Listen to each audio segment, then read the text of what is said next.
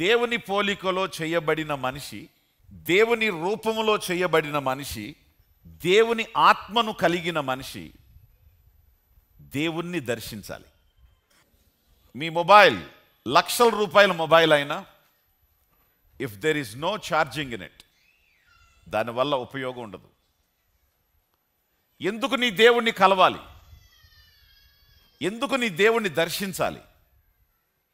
నువ్వు దేవునిలో నుంచే వచ్చావు. నీ లోన ఉన్న ఆత్మ ఎక్కడి నుంచి వచ్చింది? నీ దేవునిలో నుంచి వచ్చింది. ఇది దేవుని పోలిక, ఇది దేవుని స్వరూపం. దేవుని స్వరూపం, దేవుని పోలిక దేని చేత కూడా ఛార్జ్ చేయబడవు, దేవుని చేతే ఛార్జ్ చేయబడతాయి. ఇది ఒక మొబైల్, ఇది దేవునితో కనెక్ట్ అయితే ఏం పొందుతుంది? ఛార్జ్ అవుతుంది, శక్తి పొందుతుంది. పైనుండి మీరు శక్తి పొందు వరకు మీరు వెళ్ళొద్దు. మీరు శక్తి పొందండి, ఛార్జ్ పొందండి. హోలీ స్పిరిట్ మిమ్మల్ని దర్శించనియండి, పరిశుద్ధాత్మ మీ మీదికి రానియండి, పరిశుద్ధాత్మతో మీరు కనెక్ట్ అవ్వనియండి. మీరు మీ వైరు ఆ వైరు కనెక్ట్ అవ్వనియండి. మీరు ఛార్జ్ అయినప్పుడు అప్పుడు మీరు పర్ఫెక్ట్గా దేవుణ్ణి మీరు చూపించగలుగుతారు. దేవుని పోలిక, దేవుణ్ణి దర్శించాలి. నీ పిల్లలు, తల్లిదండ్రులు, మీకు పుట్టినటువంటి మీ పిల్లలు మీ ముఖాల్ని ప్రతిరోజు చూడాలి. మీతో వాళ్ళు మాట్లాడాలి, వాళ్ళతో మీరు మాట్లాడాలి. ఎందుకు? వాళ్ళు మీ పిల్లలు, వాళ్ళు మీ పోలిక, వాళ్ళు మీ స్వరూపం, వాళ్ళు మీ రక్తం. కాబట్టి వాళ్ళ కోసం మీరు, మీకోసం వాళ్ళు ఉంటారు. మనం ఎక్కడి నుంచి వచ్చాం? From God. కాబట్టి మనం కూడా దేవుణ్ణి ఏం చేయాలి? దర్శించాలి. నువ్వు వివిఐపీలను దర్శించవచ్చు, డబ్బుని దర్శించవచ్చు, హోదాల్ని, డిగ్నిటరీస్ని నువ్వు దర్శించవచ్చు, రకరకాల స్థలాల్ని నువ్వు దర్శించవచ్చు. దేన్ని నువ్వు దర్శించినా దేవుని దర్శనంతో సరిపోల్చబడదు. నీ దేవుణ్ణి దర్శించకుండా నువ్వు ఎంత గొప్ప చైర్లో కూర్చున్నా, ఎంత గొప్ప ఉద్యోగంలో ఉన్నా, ఎంత గొప్ప వ్యాపారంలో ఉన్నా, ఎంత గొప్ప డిగ్నిటీతో నువ్వు ఉన్నా, ఎంత గొప్ప పొజిషన్లో ఉన్నా, you will not get charged. సరిగదా? You will get discharge. నీవు ఛార్జ్ అవ్వాలంటే, తిరిగి నీ దేవుని పోలిక నీలో యాక్టివేట్ అవ్వాలంటే, దేవుని స్వరూపం యాక్టివేట్ అవ్వాలంటే, దేవుని స్వభావం యాక్టివేట్ అవ్వాలంటే, దేవుని సంబంధమైంది యాక్టివేట్ అవ్వాలంటే నువ్వు దేవుడిని ఏం చేయాలి? దర్శించాలి. దేవుడిని నువ్వు దర్శించేటప్పుడు ఉట్టి చేతులతో కాదు, ఏమి తీసుకొని వచ్చి యెహోవాను నేను దర్శింతును. వేలాది నదులంత విస్తారమైన తైలం తీసుకొచ్చి ఆయన పాదాల మీద పోయినా, పొటేళ్ళు, ఎద్దులు, గొర్రెలు తీసుకొని వచ్చి ఆయనకు బలిగా నేను అర్పించిన, ఏది తీసుకొస్తే ఆయన ఇష్టపడతాడు? ఏది ఆయనకి ఇష్టం? ఎస్, వేలాది నదులంత విస్తారమైన తైలం ఏమైనా ఊరికే వస్తుందా? చెప్పాలి. ఎద్దు, గొర్రె, మేక ఏమైనా ఊరికి వస్తాయా? కేజీ మటన్ ఎంత?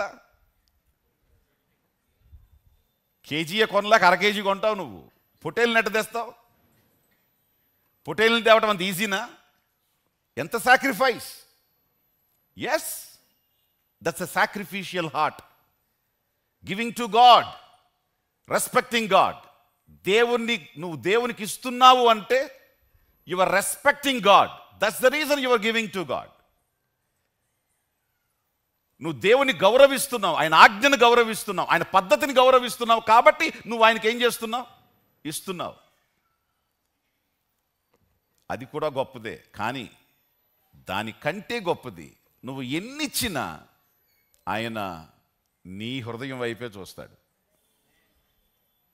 నీ చేతుల వైపు ఆయన చూడు.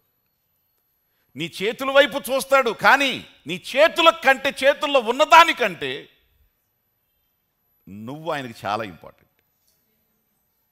Praise the lord.